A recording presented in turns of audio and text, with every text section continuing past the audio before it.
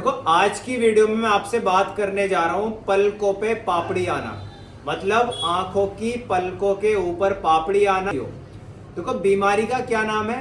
Blepharitis. Blepharitis मतलब आंखों पे पपड़ी का आना।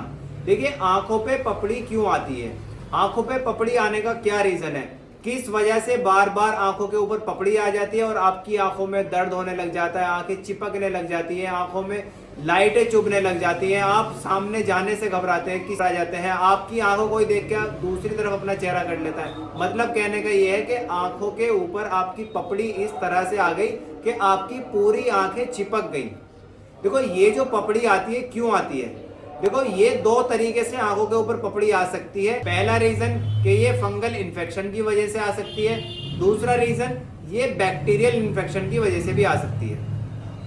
और देखो जो पलकों के ऊपर पपड़ी आती है या जिसे ब्लेफेराइटिस कहते हैं, ये दो तरीके से आती है। देखो पहला जो है एंटीरियर ब्लेफेराइटिस और जो दूसरा है उसे बोलते हैं पोस्टीरियर ब्लेफेराइटिस।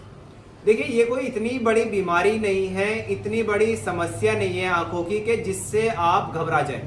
देखो आप अगर शुरुआत में ही इस बीमारी का पता लगा लेते हैं या फिर ये बीमारी आपको हुई और आपको पता चल गया कि मेरी आंखों के ऊपर पपड़ी आ रही है, तो आप उसको घर पे ही ट्रीट कर सकते हैं। आपको कहीं डॉक्टर के पास जाने की जरूरत नहीं है, किसी आई हॉस्पिटल में जाने की जरूरत नहीं है, कोई इंजेक्शन लगाने की जरूरत नहीं है, कोई आपको दवाई खाने की जरूरत नहीं है। क्योंकि जो ये बीमारी हुई है ये सिर्फ और सिर्फ डैंड्रफ की वजह है। मतलब ये जो डैंड्रफ है आपकी आंखों के अंदर हो गया है। अब ये जो डैंड्रफ हुआ है क्यों हुआ है? इस डैंड्रफ होने का रीजन एक हमारे सर के बाल भी है। देखो जिनके सर में डैंड्रफ है उनकी आंखों के अंदर इसको होने का ज्यादा चांसेस है।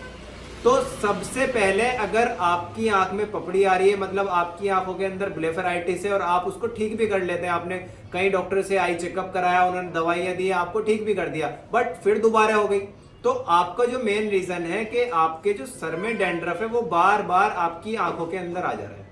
तो सबसे पहले तो आपको अपने सर का डैंड्रफ दूर करना है। जब सर का डैंड्रफ दूर हो जाएगा तभी ये आपका जो ब्लेफेराइटिस है दूर हो पाएगा। आप कितनी भी मेडिसिन कर लें, कितनी भी आप क्लीनिंग कर लें, कितना भी आप दवाई खा लें, कितना भी इंजेक्शन लगवा लें या फिर कितना भी अपने आईज को मेंटेन कर लें, अगर सर का डैंड्रफ नहीं गया तो आपकी आईज का डैंड्रफ भी नहीं जानेगा।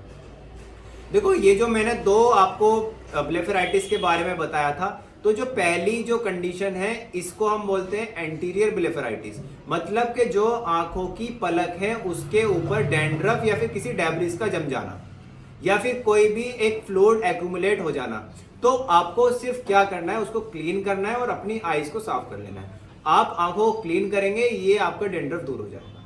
दूसरी जो ब्लेफेराइटिस है वो है पोस्टीरियर ब्लेफेराइटिस। मतलब कि जो आपकी आंखों के अंदर आगे की साइड में डैंड्रफ जमा था वो इतना जम गया कि उसने पीछे से जो ऑयल बनाने वाली ग्लैंड है जिसका नाम है मीबोमियन ग्लैंड, उसको उसने ब्लॉक कर दिया, ऑब्स्ट्रक्ट कर दिया और वहां पे एक्यूमुलेट कर दिया लिपिड को। उस एक्यूमुलेशन होने की वजह से कभी कभी यहाँ पे सूजन भी आ जाती है, आपकी आंखें सूज जाती हैं। तो देखो दोनों टाइप की जो ब्लेफेराइटिस है, जो पहली वाली ब्लेफेराइटिस है उसको आप घर पे ठीक कर सकते हो, लेकिन जो दूसरी वाली ब्लेफेराइटिस है उसको आप घर पे ठीक नहीं कर सकते। देखो थ्रू दिखाने की कोशिश करता हूँ कि जो हमारी ब्लेफेराइटिस है वो किस तरह से आंखें दिखती हैं। तो देखो यहाँ पे आप एक नॉर्मल आईज देख रहे हैं, मतलब बिल्कुल हेल्दी आंख है।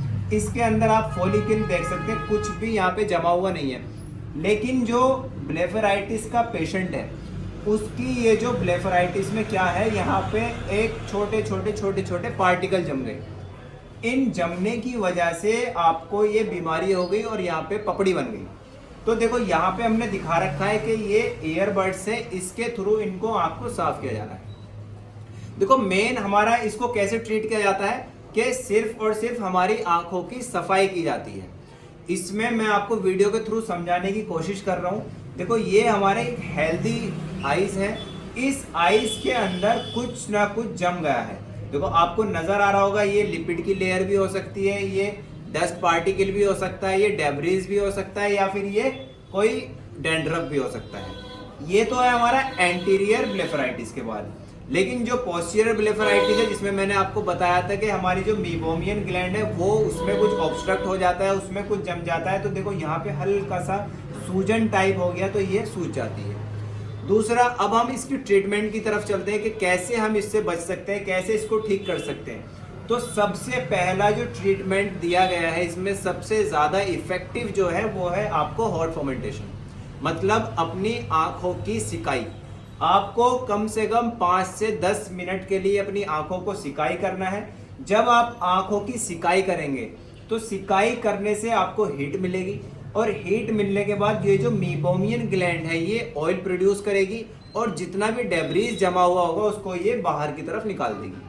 तो इसको निकालने के बाद जब आप इसकी सिकाई कर लेंगे, सिकाई करने के बाद हल्का सा आपको इस तरह से मसाज करना है, जैसा कि वीडियो में दिखाया गया है, अपर टू लोअर और लोअर टू अपर। मतलब जो आप मसाज करेंगे उसमें हल्का सा ऊपर से नीचे की तरफ अपनी पलकों को खींचेंगे, हल्का सा नीचे से ऊपर की तरफ अपनी पलकों को खींचेंगे। ये मसाज करने की वजह से जो ऑयल है वो बाहर आएगा और आपकी जो डैंड्रफ है वो बाहर जाने की कोशिश करेगा। दूसरी चीज़, आपको इसकी क्लीनिंग करनी होगी। जितना ज़्यादा आप इसको क्लीन करेंगे, क्लीन करने के लिए आप सबसे पहले एक हल्का सा गुनगुना पानी करेंगे। इतना पानी गुनगुना करेंगे कि जितने आइज़ आपकी उसको सह सकती है, मतलब जो आपकी आइज़ टॉलरेट कर सके, इतना पानी आपको गुनगुना करना है। इतना ज़्यादा गर्म नहीं होना चाहिए कि आप आइज़ को बर्न कर लें, मतलब आँख को जला दें, और इतना ठंडा भी नहीं होना चाहिए कि जिससे कोई इफेक्ट ही ना पड़े। जब गुनगुना पानी हो जाएगा उसके अंदर कोई भी एक बेबी शैम्पू की 2 या 3 ड्रॉपलेट डालना है। ड्रॉप डालने के बाद ऐसा कॉटन बड लेना है और उसको डिप करके हल्का हल्का आंखों की सफाई करनी है। देखो, जैसा कि वीडियो के थ्रू मैं समझाने की कोशिश कर रहा हूँ, ये आंखों की सफाई की जा रही है। देखो, मेन मकसद मेरा इस वीडियो के थ्रू यही समझाने का है कि तो आपकी ये बीमारी है जिसे ब्लेफेराइटिस या आंखों पे पपड़ी आ रही है, इसको सिर्फ और सिर्फ आप तभी ठीक कर सकते हैं तब आप अपनी आंखों की सफाई रखें। देखिए, अगर ये सारी चीज करने के बाद भी आपकी आंखों में पपड़ी बन रही है, बार बार पपड़ी आई जा रही है, आपके सर में डैंड्रफ भी नहीं है और ये सारी कोई परेशानी भी नहीं है, तो फिर आपको अपने नज़दीकी डॉक्टर से कंसल्ट करना चाहिए। वो आपके कुछ आई एग्जामिनेशन करेंगे, देखेंगे कि ये पपड़ी क्यों आ रही है बार बार, हो सकता है वो कुछ और रीज़न हो। तो देखो, अगर इन चीज़ों से आपके घर पे ठीक नहीं हो पा रहा है तो आप ज़्यादा टाइम नहीं लगाएं, जल्द से जल्द अपनी आइज़ का चेकअप कराएं या फिर कुछ ना कुछ ट्रीटमेंट लें। देखिए, ये वीडियो मैं यहीं पे समाप्त करता हूँ। जल्द ही आपसे मिलते हैं नेक्स्ट वीडियो में। इस वीडियो में आप मुझे कमेंट करके बताइए कहाँ पे आपको कंफ्यूजन है, उसको आप कमेंट में कमेंट कर सकते हैं। आपको किस टॉपिक पे और वीडियो चाहिए वो भी आप कमेंट कर सकते हैं। मैं उसका वीडियो बना के आपको वीडियो के थ्रू समझाने की कोशिश करूंगा। और मेरे चैनल को लाइक करें, सब्सक्राइब करें और शेयर करना ना